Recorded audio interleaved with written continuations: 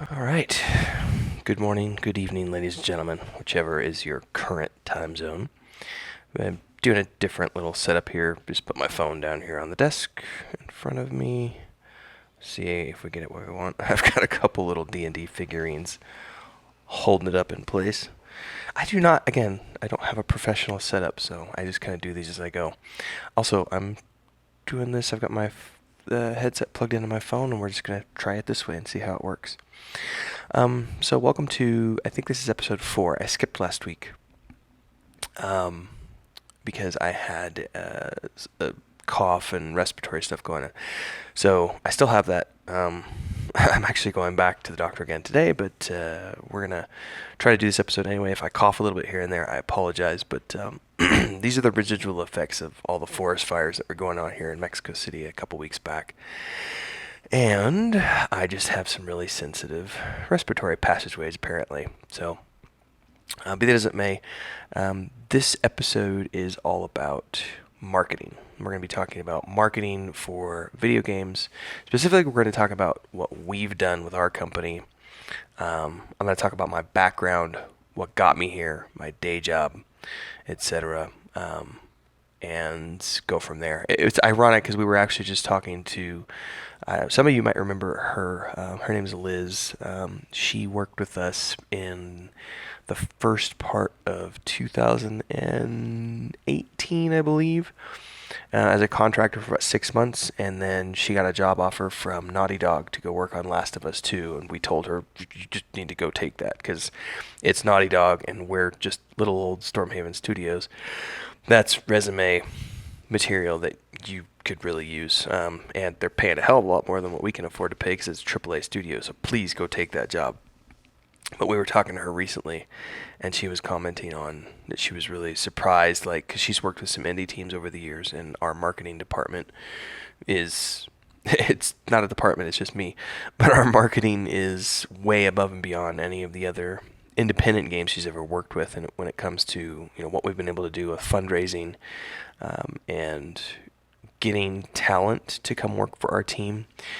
We can't announce names just yet, but there will be an announcement coming soon. We've got a technical art director who's going to be joining us, who has 25 years of experience in the field, and just the investors that we're working with, and etc. That's all comes down to a combination of the people on the team and also just the marketing that we've done. So without further ado, let's talk about marketing.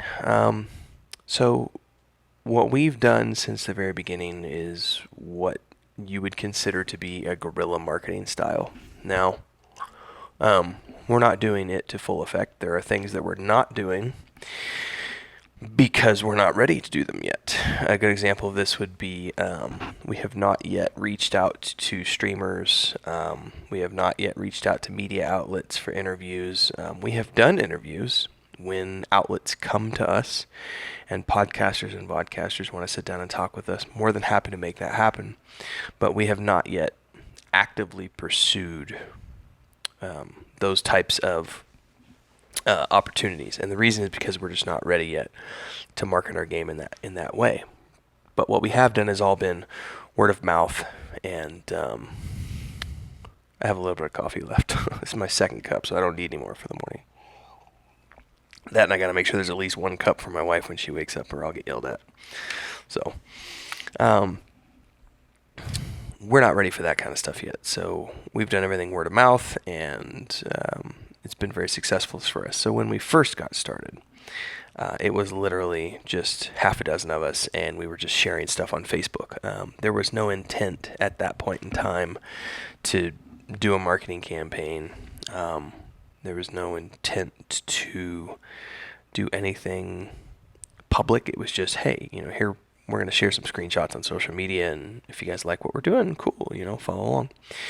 And it generated like an exceptional level of interest, which was beyond what we anticipated. I mean, we thought we'd have, our closest 10 friends, each of us having 5 or 10 friends that are gamers on Facebook, be like, oh, that's cool. But then it was like family members like, oh my God, you're building a game. That's so cool. And then it was people going, oh, you're building a game. How can we support it? And it just kind of took off from there. So everything we've done to date has been word of mouth. And the way that we've done this is by building trust with our followers. So the number one rule from day one with us has always been transparency, to the point where we have actually seen some negative aspects of transparency, which is one of the reasons we decided to go into closed alpha with an NDA. Previously, we had thought we were going to go into alpha and just have it be open, but there were some downsides to being so transparent. But the pros, in my opinion, are way more than that. So we'll talk about that a little bit. As gamers, one of the things that's very frustrating oftentimes is when companies just don't share any information.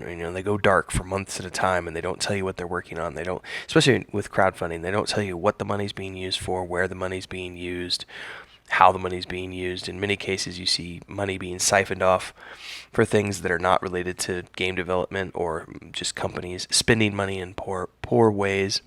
And we wanted to avoid all that, so we just said we're going to be transparent about everything. We want to share everything.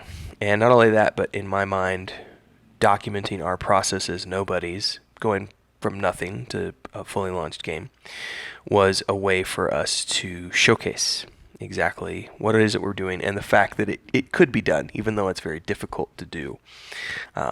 So that's, a lot of the reasoning behind the transparency. Now, something that we've done, which in my mind, it had little to do with marketing in the beginning, but it has definitely helped with the marketing along the way, is we have a gaming community. We didn't when we started, but just over the years, we found people who like to play the same games that we did, so we just kind of naturally started gathering those people and going to different games and playing them. So I think, coming up right now, we've got World of Warcraft Classic coming out in August, and our gaming community is rolling into that. And previously, we just did the EQ2 Caledon server in March, I believe that was. And we had about 70, I think we had 73, 74 players, between like 70 and 75. I didn't get an exact head count. It may have gone beyond 75. But, we had some people drop in, drop out, etc. But, over 70 players who joined us in EverQuest 2. And that was, I think, our sixth game together. And when we first started off, there was maybe 20 people. So it has grown over the past 4 years considerably, going from 20 people to 70. And we're expecting World of Warcraft Classic to be even bigger, because there's just more interest in it. It's not a niche game. It's an actual massively popular game. So we're expecting to see 100 players or more. That level of interaction with the community has given people a lot more trust in our product, because they don't just see us as game developers. They see us as human beings and gamers who are in the trenches right alongside them, playing games with them. In my mind, there's a lot of ego and a lot of bullshit that goes along with being the, creative director of an MMORPG, or the lead anything on a project. There's this celebrity that gets attached to it, which I think detracts from it and gives people a big head and makes them feel important when really they're just another person. And I've tried really hard to make sure that myself and other people on the team, we're not like that. We want to be as accessible to everyone in our community as if we're just other gamers. And we do that by being gamers with them.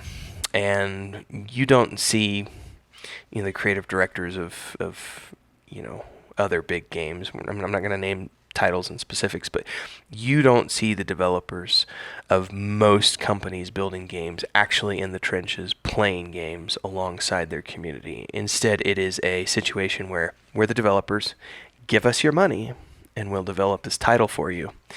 And by the way, we'll let you in the door if you give us the money and everything else. But there's still that level of, we're gonna keep you at an arm's length, and we don't do that. We want people to be our friends. We want people to be comfortable with us. We want people to be able to talk to us about anything, approach us about anything, anytime. So by having that level of connection, that has allowed us a level of intimacy, which has gone leaps and bounds beyond what we could have done marketing wise through word of mouth had we been a company who was just like, hey, give us your money, shut up and do what we tell you and play our game, test our game and deal with it. By being accessible, there's that level of trust. That trust factor goes up. So this goes back to my background in the travel space. So for around 8 years before we started this project, actually less than that, 2014, excuse me, blanking on dates. At this point, we're in 2019, so my wife and I have been doing this about 9 years. So we started, the travel blog for me started about 2010. So by the time we got into starting this project, 2014, I was at the beginning of my speaking career as a public speaker, and I had spent about 4 years in the space up until that point, working on marketing campaigns, photography campaigns, a lot of writing projects, and et cetera within the travel space, and then started teaching workshops and speaking locally in the Riviera Maya area for hotels and restaurants and resorts and adventure companies, and that got the attention of some conventions who were coming into town to do these big conferences, and got some invites to speak there, and that just the public speaking campaign or career took off from there.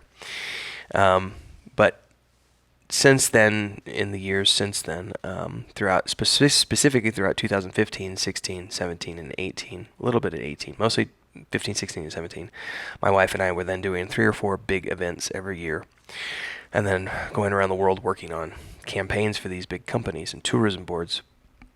And I'm not going to list all of that here.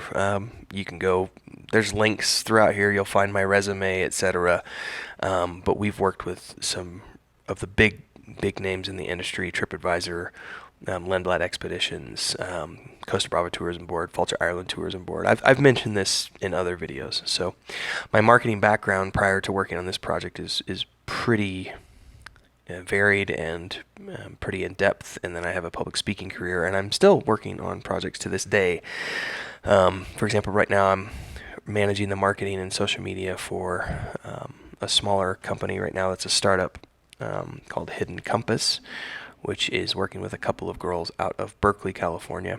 And this is an award-winning travel publication, which is currently working with a whole array of writers and photographers who work at Nat Geo and BBC Travel and outdoor magazines, so on and so forth. It's a very selective group of people. And like the most recent, I think called the Solus Awards, for example. Anyway, there's just been, out of the, I think they've done half a dozen issues to date, and pretty much every single issue has had multiple award-winning articles in there. So it's a very small company, very, very, very eclectic, very high-end. So I'm working with them right now. There's a big photography and writing workshop coming up in Paris in September with Don George, who is National Geographic editor-at-large, and then Catherine Carno, I might be pronouncing her name wrong. She's a Nat Geo photographer. We're doing a big workshop with them in September. So I still have, a foot in that industry, and I'm working with, some of the biggest people in the industry, which has allowed me a level of expertise that I've been able to bring to this project. And the one thing I learned for all the years is my wife and I did not specifically work as influencers. I'm not a big fan of the way the influencer market works sometimes, but there is a certain level of, well, the way I've always said it in my speaking presentations is it's like McDonald's. People, if McDonald's comes out tomorrow and says on a big commercial on television and says this hamburger is the best hamburger in the world, you got to try it. believe us, it's the best thing ever. The vast majority of people who see that are going to just roll their eyes and shake their head and go, yeah, right, best hamburger ever, because it's McDonald's. And nobody trusts a corporate entity, much less a corporate shill who's telling you to trust the corporation. But if your best friend comes up to you and says, dude, you have got to try the new hamburger from McDonald's, it's the bomb. Like, you're going to want to go try that based on the recommendation of your friend, because that trust level and that level of intimacy is the one-on-one connection that you have with your friend. And when done properly, the influencer marketing works very well because of that level of intimacy that people can have with their fans through social media. So that aspect of it works very well. And even though we are not specifically influencers, we have worked with a lot of influencers. We've worked on a lot of influencer campaigns with these tourism boards and hotel chains and the like. So we're very knowledgeable about that space and how that works, which has allowed me to bring that to the table with this particular project. Now, if you look at a company like, say, Pantheon right now, they're working a lot with influencers. They're using certain streamers on social media, and that works to great effect because people have trust with these influencers and they will work with those people. However, it's not a good idea to put all of your eggs into that basket because the influencer market is very volatile. And it's not always, as a good example of this is, let's say you're relying on a streamer to market your game for you, and they're bringing in, let's say they've got 1 million followers on social media, and they've got a 10% viewer rate, and then a further, say, 2% of those players are going to buy into your product. So I'm going to pull this up real quick so we can do a little bit of math, because I can't do math in my head. You get 1 million followers, and let's say you get 2% of those people. That's 20,000, right? So let's say you've got this influencer. They're very happy with you. They're bringing 20,000 people to the table. We're actually seeing this right now with World of Warcraft Classic. You've got these huge streamers with 100,000 followers, and they're literally overloading the beta server, where it's like, there's one guild in particular, I think it's called Make Azeroth Great Again. They're hitting the cap. Like, the cap, I think, is 1,000 players in the guild, and they're at the cap. They have to purge people like every 2 days. So you can see these big streamers are bringing in big numbers. That works great when those streamers are happy with you. But as we all know in game development, the moment that the developers decide to change something, whether it's a class balance thing, where they're going to, balance some things out, which means they're going to nerf certain things. They're going to change the way a zone works. They're going to change mechanics, et cetera, et cetera, et cetera. Invariably, you will come to the point where you're going to do something that makes that streamer unhappy. And the moment that happens, that streamer is going to be on his stream, no longer praising your game, but bad-mouthing your game and quitting your game. And when that happens, those 10,000, 20,000, 30,000 people, the vast majority of them are going to go away with that person. So if you put all of your eggs in that influencer basket, it's not a good idea. It is one of the many tools that you're going to want to put into your toolbox. By the way, this is not only applying to video games. This is many different markets. Influencer marketing works great when it's done properly, but it can be done poorly, it can be misused, and it's not good with any project to put all your eggs in one basket. But anyway, the level of intimacy that you get from that is something that's important, and it's something that you want to leverage. So intimacy from that transposed into what we've done, having intimacy with our fans by playing games with them and being there on the same level with them. I'm also always happy to do podcasts and vodcasts.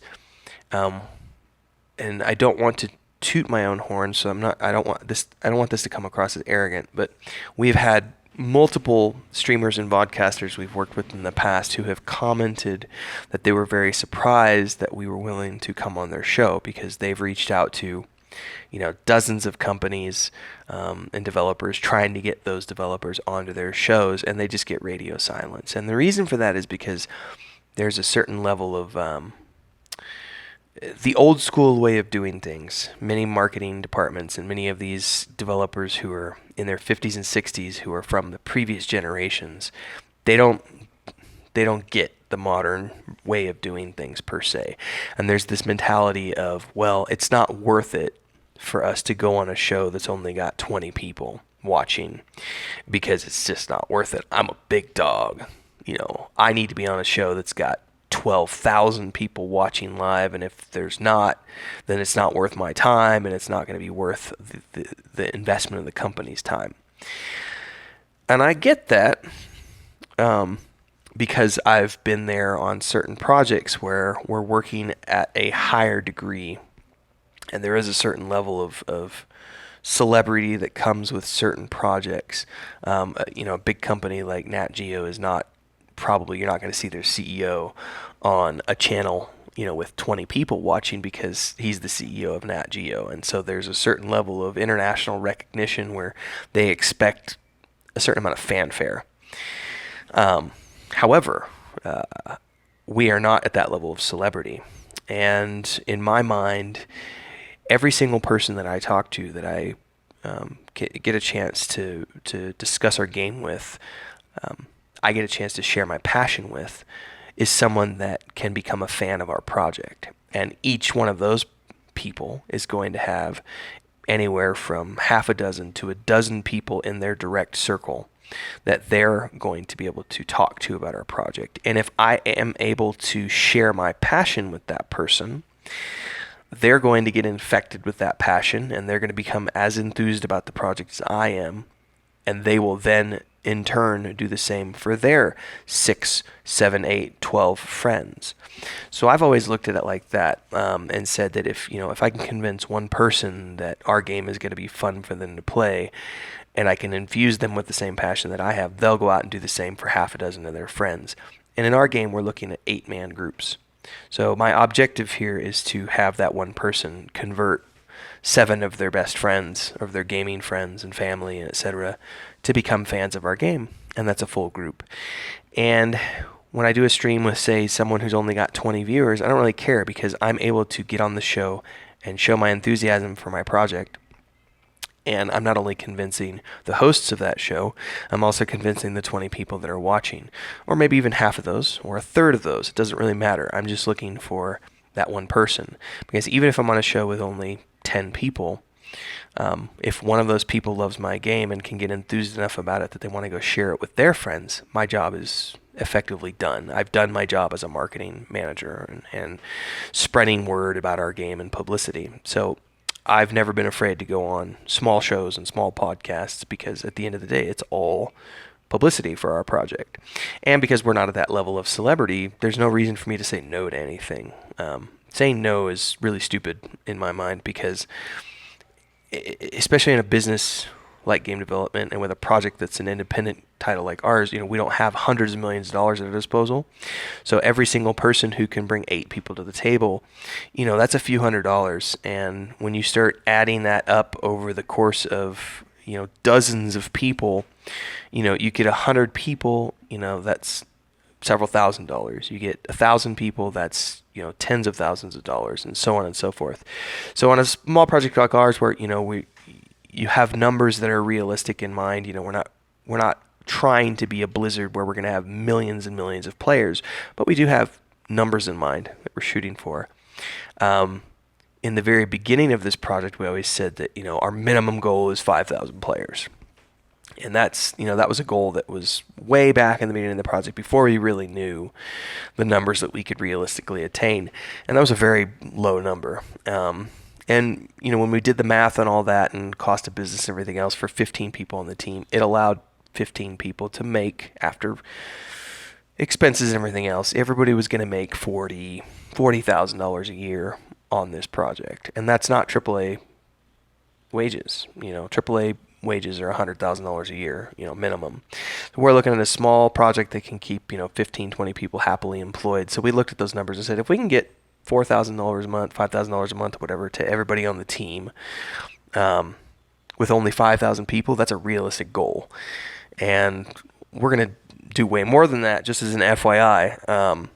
And which is great, because that just showed the level of naivete that we had coming into this, because we thought we were only going to get that many, and the market and the interest is way beyond that, which is amazing, which is also how we've been able to leverage ourselves where we are today, getting publishers interested in us, and also talking to investors, getting investors on board. All that's happened within the last couple of years because of where we're at, just the numbers and everything else. The point is, by being willing to talk to all these small people, we were very quickly and easily able to get up to those types of numbers, because we never said no to anything. And at some point, we probably will start saying no to projects and or opportunities, but at the point where we're at now, we're still more than happy to do all these things with even the littlest person, because at the end of the day, it all comes together, and it just all adds up on top of that. So every single person I talk to, they're going to get 5-6 people, and I'm just going to keep doing that. So it's this guerrilla marketing, this communication marketing, this level of intimacy and one-on-one connections that you can have with people. That's what's important. And we're going to pause briefly for a bio. And we're back. So, that's that. Now we're going to move on to the next thing. So word of mouth, intimacy, all very important things. Now, when it comes to advertising, this is, we get into this a lot in presentations and in consultations with companies. A lot of startups don't understand that there is a difference between marketing and advertising, and they are two separate budgets. Some places will think that, marketing is everything included, and it's not. The marketing budget is generally what you're going to be spending on the people who are working on your marketing team, the creation of content for the marketing campaigns. But then the advertising budget is completely separate, because the advertising budget is used for pay-per-click ads. There's a lot of different ways to do marketing and advertising. But these days, digital advertising, digital marketing are pretty much the way to go. Print is not completely dead, but it is mostly dead. Companies like Blizzard back in the day used to run big ads like during the Super Bowl, which would cost them tens of millions of dollars, but they were also a company that was generating hundreds of millions of dollars of revenue every single month. So it was worth it for them to spend that kind of money on that kind of exposure, working with Hollywood actors and so on and so forth, but you don't need to do that. We've actually, I think one of the very first big presentations I did back around 2015, I went in and I showed, like the average spend on a single page color ad in Nat Geo at the time, I think cost around $150,000. And you were getting access to, I think, around 3.5, it's been a while, 3.5, 4 million readers. And you're getting their attention for one page flip. So it's impressions. No, it's no different than impressions on the internet. You're getting a certain amount of impressions for what you're paying for. And an impression is a view, so it's how many times that ad is going to be viewed. So I looked at the amount of readers they had, the amount of impressions someone was going to get for a single page turn, and then compared that to Facebook ads. And at the time, again, this is 2015, for about $25,000, you could get the same amount of exposure on Facebook, same amount of viewers, same amount of impressions, everything else that you would get with a National Geographic ad that you're spending $150,000 for. So that, a $25,000 ad versus a $150,000 ad, there's a huge difference. Now, granted, the Nat Geo brand comes with a certain level of trust, because it is the Nat Geo brand. And when you're just on Facebook and you're some random schmuck who's running an ad, people don't necessarily know who you are. There is that certain level of conversion that comes with trust. So the more trusted you are as a brand, the higher your level of conversions are going to be. But at the end of the day, the conversion rates are not that different in the grand scope of things. We're talking single percentile conversion differences. So when you look at it in that scope, there's no reason to spend that kind of money when you can get the same amount of effect for a much lesser spend. Now, advertising, again, can take many, many forms. So there's the digital form of ads, like running Facebook ads, Twitter ads, Instagram ads, running advertising for your YouTube videos or your YouTube channel, pushing people back to a landing page and having your advertising funnel or your, there's a whole nother, definitely a whole nother video that we could talk about that kind of stuff.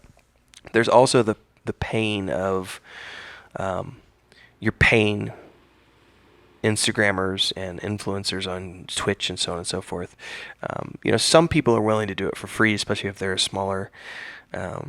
if they are a smaller streamer or a smaller podcaster and they're just looking for content to fill their channel. They might be willing to talk about your product for free because they just want to have more content on their channel, and it's a great chance for them to get exposure. But I've always looked at that and said exposure doesn't pay the bills, so I always prefer to pay people for the time, just because I've also looked at it from the other side of the fence, working with all these travel and tourism boards around the world, where if somebody comes to me and wants me to come on board and do a photography project or a video, if they want me to bring my drone out and do a drone video, and they give me that spiel of, we're this brand so-and-so and we're happy to give you exposure. And I'm like, no, thanks. You're a $150 million company. You can afford to pay me, $10,000 to do that video for you. So I'm not willing to do it for free. There are pros and cons to all of this, but looking at the advertising side of things, if you're wanting to work with bigger streamers, you're going to have to pay for it. Influencers on the internet, you need to be willing to pay for their campaigns. So I can say that to where we're at with our project to date, is that we have done some smaller ad campaigns, because again, we're not ready to be doing marketing. So the only advertising we've done to date has been around our early access builds, and we've done 11 of those publicly. R12 was our most recent, but that's closed alpha, so we didn't do any actual advertising around this one. But the advertising that we've done around the previous builds, every time we were ready to do a build, we would come out with a what's new in this build blog post and video, and I would then promote that on YouTube, Twitter, Instagram, and Facebook. And for those of you not in the marketing game, there's a term called ROI, which is your return on investment. And it's always hard to nail down what is the ROI of social media, but when you're dealing with advertising like that, it's kind of very easy to look at the spend versus what you're bringing in. And our ROI on the expenditures of those ads versus what we're bringing in was 4 to 1. So the average is 3 to 1. That's good. 3 to 1 means you're bringing in 3 times as much as you are spending. And what most people will tell you in the marketing industry is that if you're only getting 3 to 1, you can afford to spend more. If you're only getting 2 to 1, your campaign's not that good. 4 to 1 to 5 to 1, your campaign is doing exceptionally well. 3 to 1, if you're doing well enough to get 3 to 1, you should increase your spending to try to get to 4 or 5, so that you can generate as much ROI as possible. So we've held steady at 4 to 1 as our average. That means we've had a little bit that's lesser than that and a little bit that's more than that. For every ad dollar that we're spending, we're making 4 more back. So that's a very good place to be, and it's also scalable, which is great. Now, the cool thing is that we're not at a point where we want to scale it, because we're still doing videos. This is a very interesting thing about our project. We've had great success with our transparency model. We've had a lot of people who have come on board and trusted us with their money, not because we have this amazing product per se, but because they're able to see our level of transparency. And we've shown everything from way back in the beginning, our very first login, to the servers back in 2015 when we had rubber banding, lag. We've showed everything, warts and all. And that level of transparency has given people the trust in us to want to give us their money and support the project. So we've had a great success with those campaigns around our early access videos, not because they have flashy graphics, they don't. And if you look at like mmorpg.com, massively OP, some of those other places, you'll see a lot of negativity around our videos because they don't have, those graphics look like shit, the spell effects look like shit, the animations look like shit. And the answer to that is absolutely they look like shit, because we have not to date. This is, what are we in? We're June 3rd, I think. June 4th, 2019. We have not to date had an art director. We've not had an animator. We've not had a VFX person. We have been focused on mechanics, programming, the foundation layers of gameplay and combat, getting all of that working before you worry about the polish and the graphics. So obviously, yes, the graphics suck, the animations suck, the VFX suck. That's to be expected if you're someone who's paying attention to what we're doing. If your gut reaction is only based on graphics, then A, you don't know anything about game development, and B, you don't know anything about game development, which is the vast majority of people in the gaming industry. So, who are just gamers, they just look at things like, oh, it's pretty, I can make my character look so pretty, and look at those graphics, those are amazing, and oh my god, the spell effects. And they don't pay attention to the 900 other things that are going on behind the scenes before you even get to the point where a character is swinging his sword and there is an associated spell effect or combat effect related to that. Trevor's level of transparency and sharing everything with people from the very beginning, and showing everything warts and all, and talking about them in our videos and our blog posts, converted a lot of people, because they said, wow, these guys are actually being honest with us. They're actually talking about all of this like behind the scenes stuff that no one else is showing or talking about. And I've always said, going back to, I think I mentioned this earlier in the video, it's always been about documenting our progress, not showcasing a product. Eventually we will get to the point where we are showcasing a product, but we're not there yet. We're just documenting what we're doing. And for those of you who are part of or early access in our closed alpha, we're doing things right now once a month with those people that no other game company does. And I can say this firmly without any sort of making stuff up, because I have not only been involved in a lot of alphas and betas over the years as a gamer, but also have been blessed enough in the last few years as we've grown into a company to go to various game studios and have consultations with people who have been in the industry for 30 years, and have I've been able to see what these companies show their communities and what things are considered acceptable from a AAA standpoint and an independent standpoint. We're having players do things in our game it's like they're part of the dev team. They're in there with us in these zones that they're doing things that typically only the developer team would do and would never share with the community, because it's way too rough, way too early. But because we have that level of trust and transparency built up with our community, we're continuing that into this closed alpha. So that's all been the core part of our marketing campaign. It's all been structured around trust and transparency and documentation. So building up that level of intimacy with the community and going from there. Going back to advertising real quick, because I got off on a tangent. I apologize for that.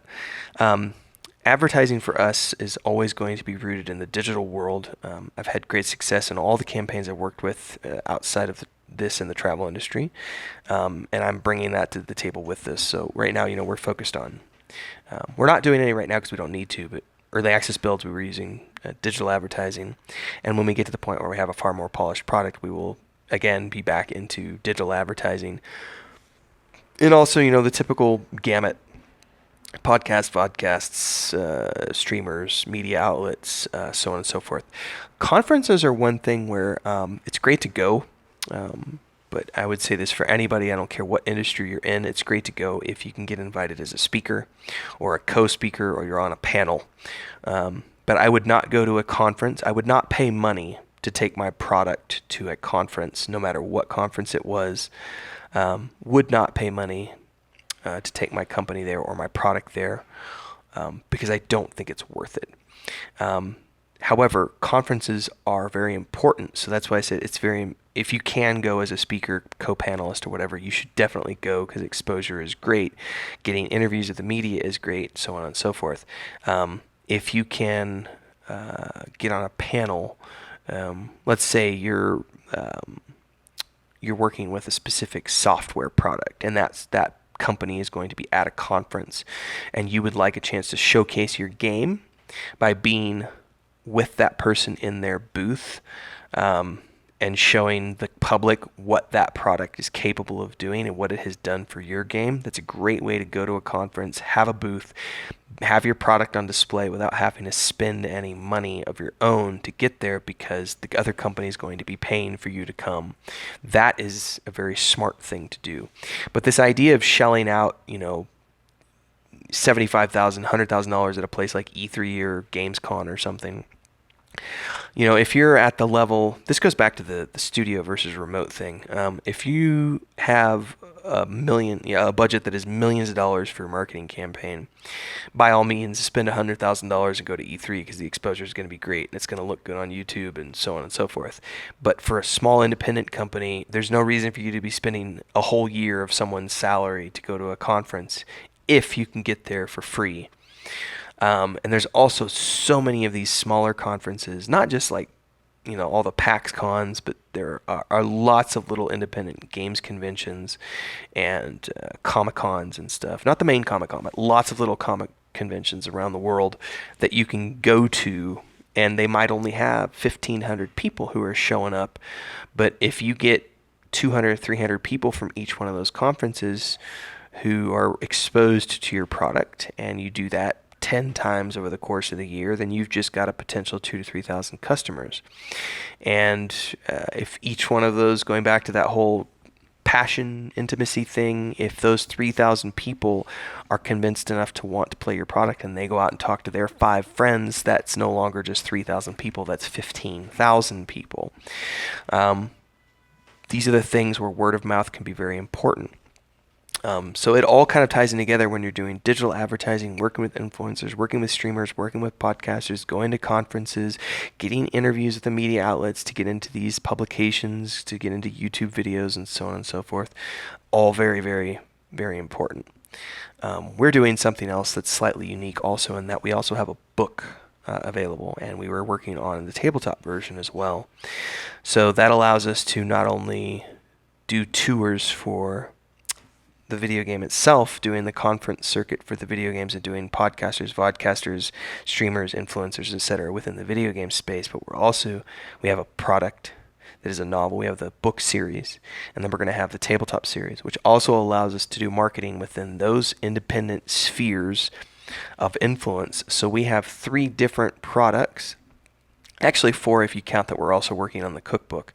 So there's 4 different products, each with their own individual influencer space and marketing space, which allows us to go out there and market to 4 independent spheres.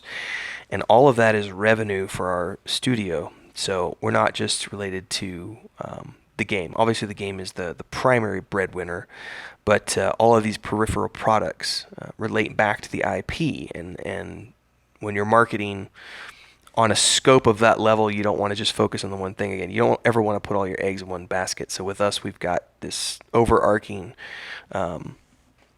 sphere of different products that we're looking at, and all of those are kind of linked together independently, independently.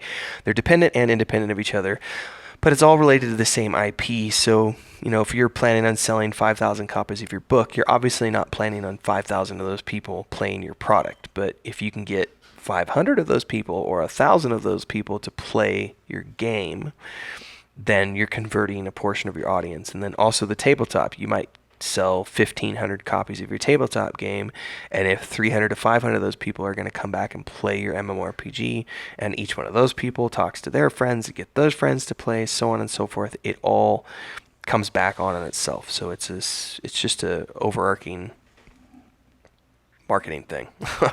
So that's the most important part of that, is that we're not just a game, we're an IP. So there is a question that gets asked a lot of us when people are like, well, what makes you different from games X, Y, and Z? And my easy go-to answer for that every single time is, we're not just a game, we're an IP. We're a brand. This is the Saga of Lucimia. The Saga of Lucimia is the novels, it's the tabletop, it's the video game, it's everything. It is a world, it is a brand, it is an IP.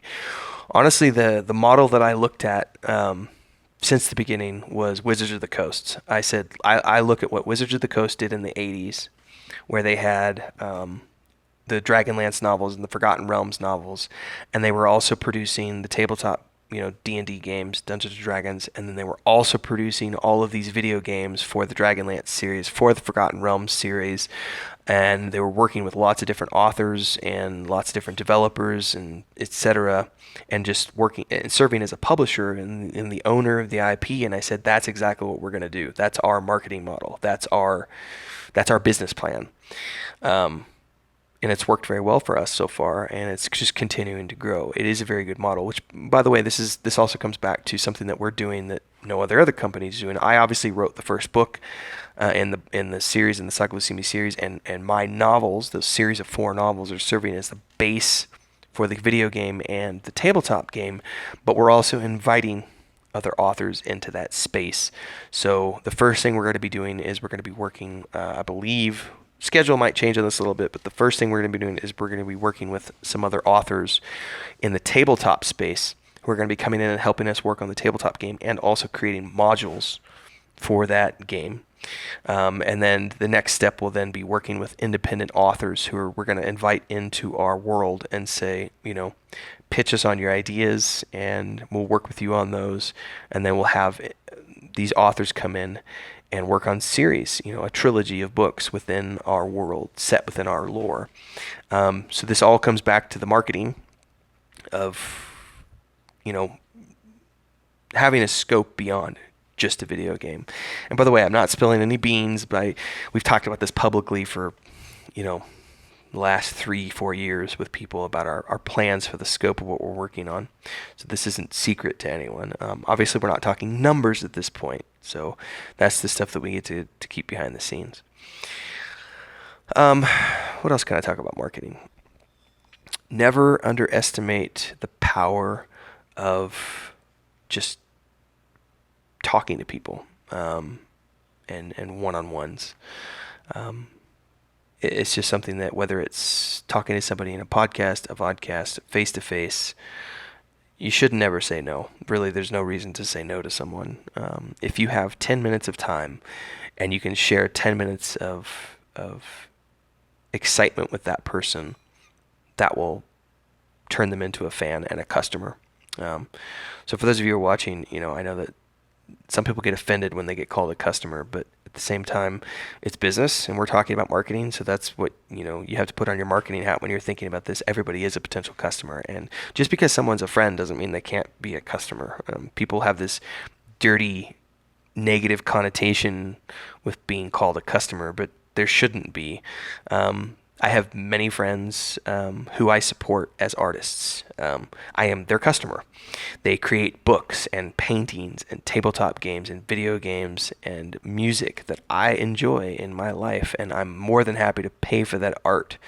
I am definitely a customer, and they should definitely be factoring me into their equation when they think about what they're going to be creating next, because I may or may not buy what they have based on whether or not they're creating something that I enjoy. So it's something to bear in mind also is you do want to keep the desires of your fan base in mind, but only so far as it doesn't impact or change your core goals or your core ideals.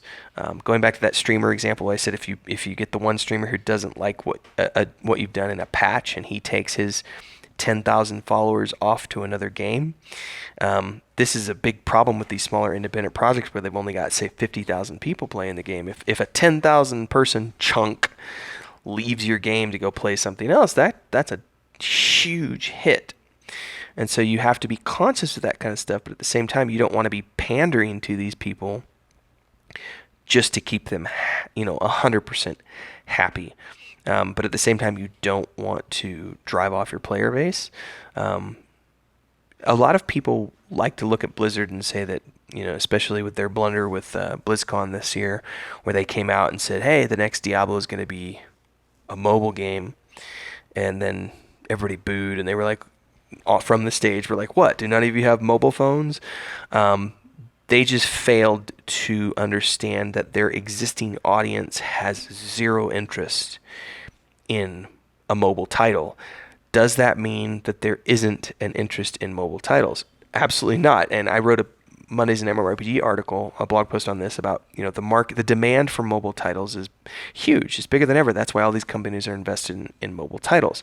But that does not mean your existing audience base is the same as what the data is showing on a global scale. A portion of your existing audience base may be happy to go on that route, but you do have to take that kind of stuff into consideration and understand if you have promoted yourself in a certain way for 10 years and then you just suddenly make an about face and say, we're going to do this instead, you have to expect some sort of kickback from that. And personally, on a personal note, I would never do it that way. But you also have to consider that Blizzard is part of Activision, and they have a board of investors who dictate direction of the company. We are not. We are an independent company where those of us who are here are owners. So we get to make the decisions based on what we want to do.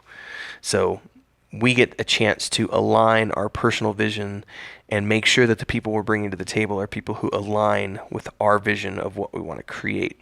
Whereas a company like that is more interested in just getting as many people as possible because they need to make the investors happy and the board of directors happy. So it's a different model scale. So I would like to think that we would never get to that point, but you never know. I mean, we could become a corporate entity at some point down the road. I can't predict what's going to happen, but I know that our personal preference is to keep this independent and keep this as small as possible. At the same time, you have to question principles when it comes to marketing, because if you're in a position where you can get access to $10 million for your company, and you're a company who traditionally only does $3 million a year, and you've got this publisher who's willing to work with you for $10 million a year, but they want some, they want decision-making power, and you have to decide for your company is that we could all get rich on this, and our company could grow exponentially, and we could do all these cool things that we've been dreaming about for years. But at the same time, you're sacrificing your creative input and your creative control. Pros and cons to every single aspect of every single thing you do in business. And I've diverged a little bit from marketing, but anyway, conferences, influencers, intimacy, one-on-one. What else can I talk about in this? I think I might have covered all the big things. At the end of the day, for any small company, guerrilla marketing is the most important because this goes back to it costs less. So it costs me nothing to go on someone's podcast or vodcast for 30, 45 minutes to an hour. Time is money, yes, but I'm also at a point where, again, I can convert 10 people for any show that I go to. So, if I look at it that way, then I'm making $500 an hour every time I do a podcast or a vodcast for someone. So I'm justifying my time by doing that. I'm justifying the company's time by doing that. I'm building the audience. I'm building our fan base. And it doesn't cost me anything to do those things. But at the end of the day, I do earn money from them. So it's a win-win to do that kind of guerrilla marketing, which is why to date I don't say no to anything. I would highly suggest this to anybody out there who's starting. Those of you who are interested in the reach of some of this marketing stuff outside of the gaming industry, this is stuff that can be applied independently. I could talk a little bit about my travel brand, how I started that off. I was living in Cancun in 2010 was when I got there. And at that point, I'd just been a contract writer. I was just doing websites for people. I did giving insight into some of the projects I worked on. I had a company pay me for about 3 months to do research on all the different versions of Robinhood, and then write articles or overviews about all these different versions of Robinhood. And then I filled a website. This was a website about the Robinhood myths. Really cool project. Another really cool project was I spent 6 months this is probably the coolest project. I spent 6 months and I got to go back and rewatch the X-Files and just write reviews about each individual episode and all the different. I did biographies and all the characters and everything else. So it was about 6 months just to watch all the seasons and write up stuff. I did a 3-month project where for a French website, where I did Texas Hold'em, No Limit poker.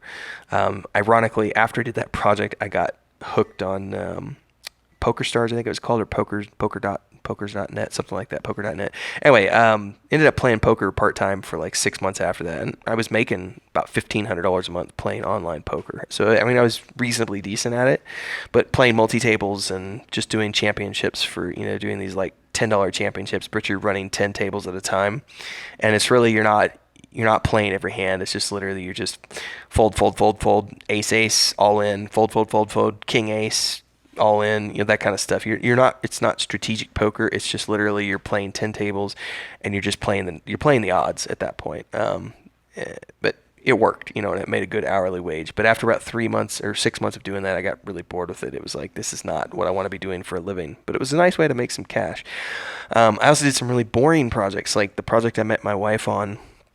I had, and I do not remember how many it was.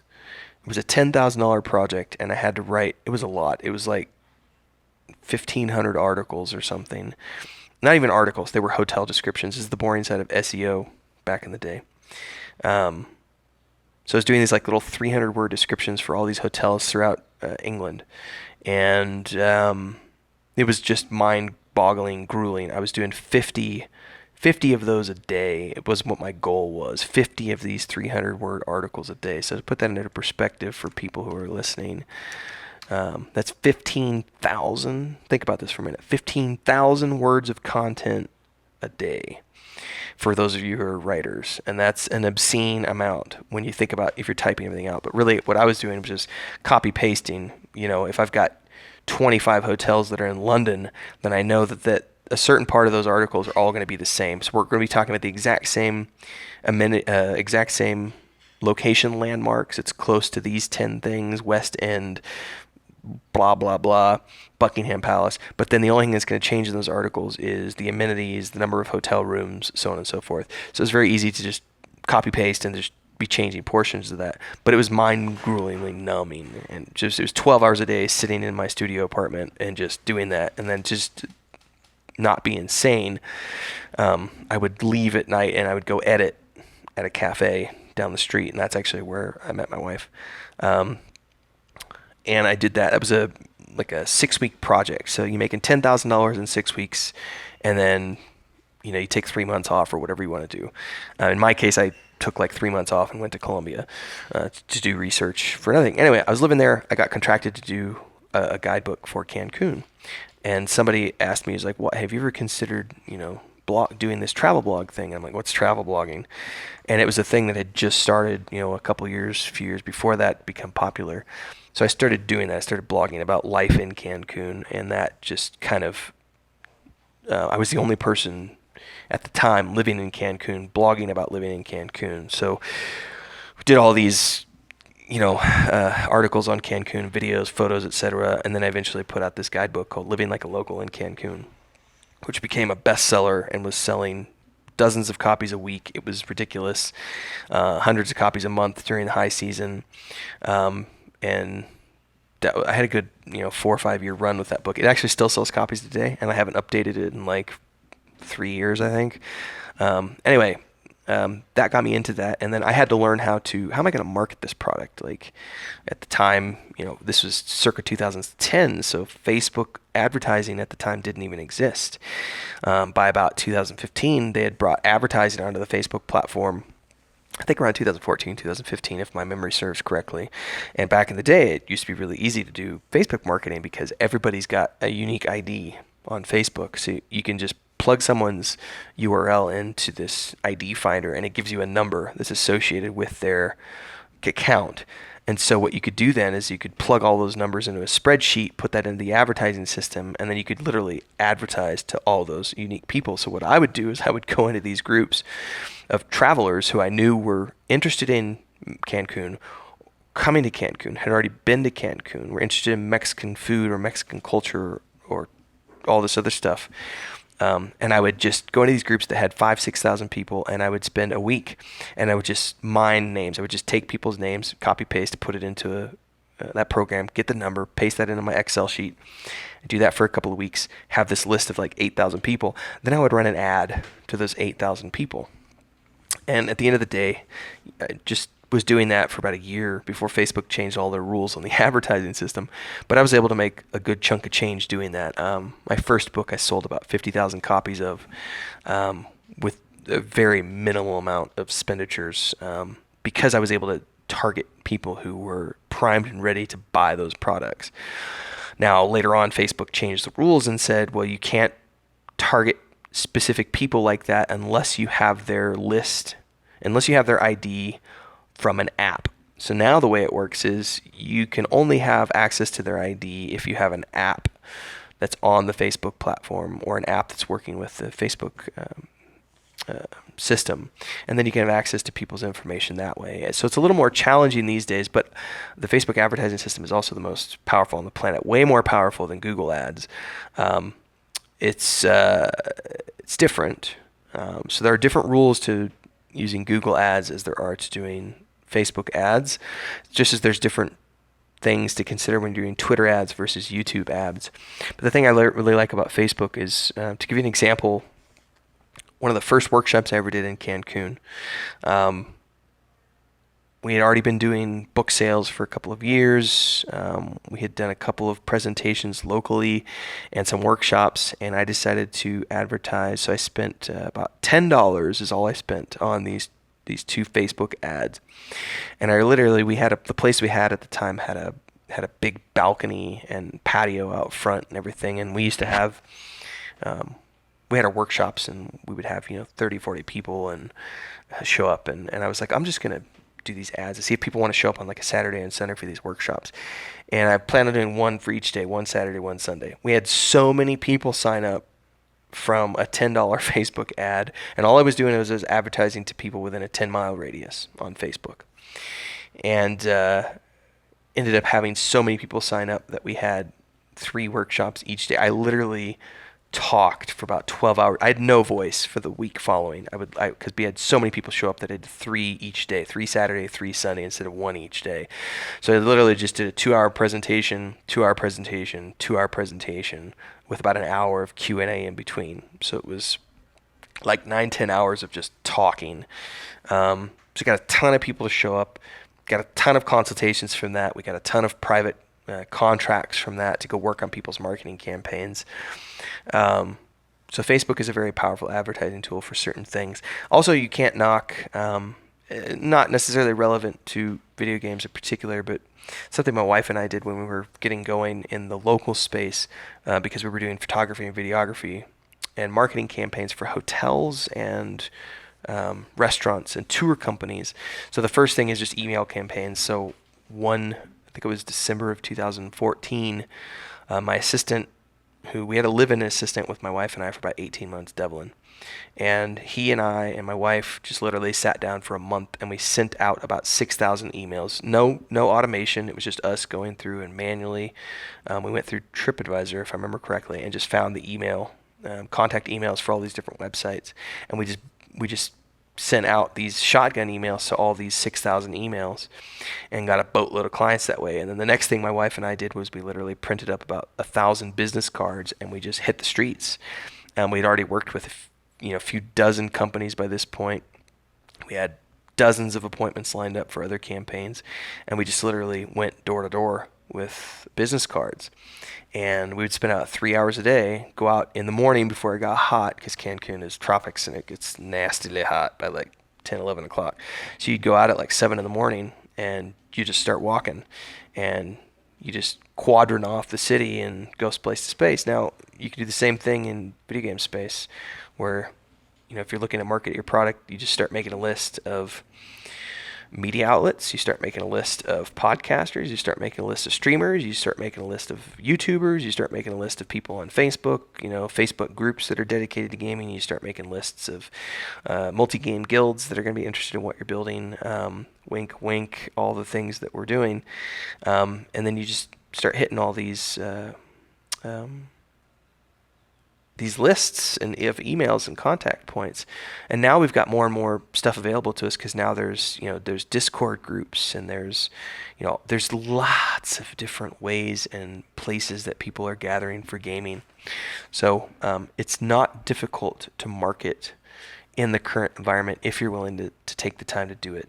And again, it doesn't cost you any money up front for a lot of this stuff because it's literally just guerrilla tactics. It's literally you just putting in the time and saying, I'm not afraid to get my hands dirty. I'm not afraid to get into the trenches and do the hard work, because it is mind-numbingly boring to sit there and comb through websites for 4 hours a day looking for contact emails and put those into an Excel spreadsheet. And then it's also mind-numbingly boring when you get around to actually hitting up all of those places, because you're literally just going through. You don't want to do automation, because automation, you'll get the spam filters for these emails will kick your stuff into the spam folder if you're sending out the exact same email to 500 different places. So you do want to do it all manually so that you're not spam sending emails. So you're making the introduction line is unique for each one. The subject line is unique for each one. And then you're only sending, maybe 3 emails, 2-3 emails per minute at most, so that you're not hitting the spam filters on these things. There's a lot of that stuff that you can go into. It's boring. It is fucking boring, but it's effective. It is very effective, especially if you are trying to keep your expenses as low as possible, but make a good chunk of change. So that's kind of how I was able to build my travel brand with my wife into something cool. And it's really one of the cool things we've always talked about at presentations and the like is we've had a lot of people who look at we've been retired from that industry mostly since the end of 2017. And people have looked at our platform, 1,500 people on your Instagram page. You've only got 3,000 people on your Facebook page. Like, you've got less than 10,000 followers, and you've been working in this industry for 8 years. You must not be very good at your job if that's all the people you have on your social media. Your marketing sucks. And I always laugh at that, because if you go to my LinkedIn or you go to our portfolio page on Marginal Boundaries and just look at the pedigree of the companies we've worked with, companies who have money to spend don't give a shit about how many followers you have on social media. They don't care. They're going to look at who have you worked with in the past. They want to see the ROI for the campaigns you've worked on. They want to know what you've done and who you've done it for and how you did it, and whether or not you're going to be able to replicate that success with their campaign. They're not going to care that you've got 50 bikini shots that got 500 likes a piece. They're going to want to know that you were able to take a $5,000 investment and make $100,000 off of that $5,000. That's the kind of thing they're looking for in the marketing space. So the amount of social media followers you have is completely irrelevant. What matters is, can you generate revenue based on all these criteria? Are you going to be able to guarantee money for our company if you come work with us on a campaign? And I have successfully been able to do that. I'm 20 years into this now as a freelancer. Previously I had a construction company in Colorado. That was the old school way, before social media, which was literally going through the phone book and just calling businesses and seeing if they needed work, and then also printing up business cards and doing the door-to-door thing. I would literally drive around and I would look for, I lived in Colorado on the Front Range. So my family's company focused on commercial work. So we did a lot of hospitals and Safeway supermarkets. We did Walmart supercenters, big projects that would go on for 6 months. I like to work on residential projects myself, so I would go into subdivisions. I would look for subdivisions that were in development. You roll up and you talk to the general contractor. You go to the first thing you do is look for the big job office trailers. Go to the job office trailers, ask to talk to the guy in charge. You hand out your business card. Most of the time those guys have got people they're working that they're working with. But every once in a while, if they've got 50 houses they're building, there's always going to be one or two that need to be fit into a schedule because of things that happen. The plumber can't work, so then the electricians can't work, and things get shuffled around. Suddenly this house needs to be done this week, and the guy who's contracted to do all of them is busy on this other house because things got shuffled around, and they need somebody to come in and pick up the slack for that one house. That's your in. And you go in and you make your $5,000 and you make a good impression, and then they ask you back the next week or the next month or whatever, and then the next thing you know, you're doing this other side project they've got going on. You're the guy that they call for that because you've done these 3 or 4 over here. So I would just literally look for subdivisions that were in development, and I would do this on Saturdays and Sundays. So a lot of the times guys don't work on weekends. So it's a great chance to go in, and if there's somebody at the office, you talk to them at the job trailer. But then the other project, the Sunday thing, was I would roll up into these subdivisions, nobody's working, and I had a stapler, hammer tacker, and I would literally just go through, and on every single house that was in construction, I would just tack one of my business cards to the front door. Not the actual door, but the studs, the wall studs, but right there on the front project. So that first thing people see when they come in Monday is, here's a business card from this tile guy. And in some cases, they just throw them in the trash, but you would always get phone calls from that. So just every Sunday you go out, you do that to, 200, 300 houses on a Sunday. You're going to get 5, 10 calls from those. So between phone calls in the phone book and doing business cards like that and just showing up on projects and talking to people, it's just marketing. And it doesn't, in that case, all it cost me was some money for business cards and some gas money and wear and tear on my vehicle. But if you're going to drum up work, you do what it takes to go out there and make it happen. Because if you just sit on your ass and you don't do anything, nothing's ever going to happen for you. So it looks like I've been talking for 1 hour and 10 minutes. So that's probably all you guys want to hear from me today. This is a longer episode because of the subject matter, and it's an area that I'm intimately familiar with. And again, this is the condensed version. My wife and I have a lot of experience with this, and this has been my day job. Marketing has been my day job for 20 years. And that's also how I've been able to successfully get Saga of Lucimia and Stormhaven Studios to where it is today, is by leveraging all of these various tactics and strategies that I've learned over the past 20 years of doing this for a living and being a freelancer, and applying it in this project. And they are by no means the only ways to do things. And it's changing. Every 6 months there's a new social media platform coming up. The algorithms change. You have to change your tactics. Long form content works tomorrow or works today. Short form content might work tomorrow. And there's all these different things that change on a month-to-month basis, on a year-to-year basis, and you have to stay on top of things. A good example of this is back in 2015. We were giving a presentation in Costa Brava, Spain, and I was talking to a room full of people. This is when Amazon had just purchased Twitch, and Facebook had not yet launched their 360 video, but they were on the verge of doing so. And I was in that conference. We've got a room full of 100 people, and I'll never forget this because I asked people in the room, like, how many of you here know what companies Facebook owns? 2 people out of 100 raised their hand. So then I said, Facebook owns Instagram, Facebook owns Oculus Rift. And Oculus Rift is VR technology. And at the time, augmented reality was just coming out. So Jaguar was doing some cool stuff with their cars with heads-up displays. Hotels were starting to use holographic in the big suites. They would have a holographic representation of their hotels around the world.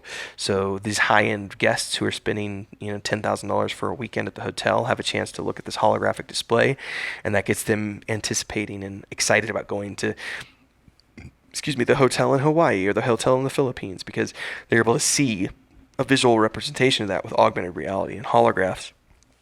So, but talking to this room full of people, I said, how many people here know what's coming down the pipeline for Facebook? And 2 people raised their hand. How many people here know what's coming down? I'm asking people, do you pay attention to F8, the Facebook conference and all this other stuff? Nobody pays attention to these things. So you're talking to people about, the name of that conference, or the name of that presentation was Following in the Footsteps of the Gods.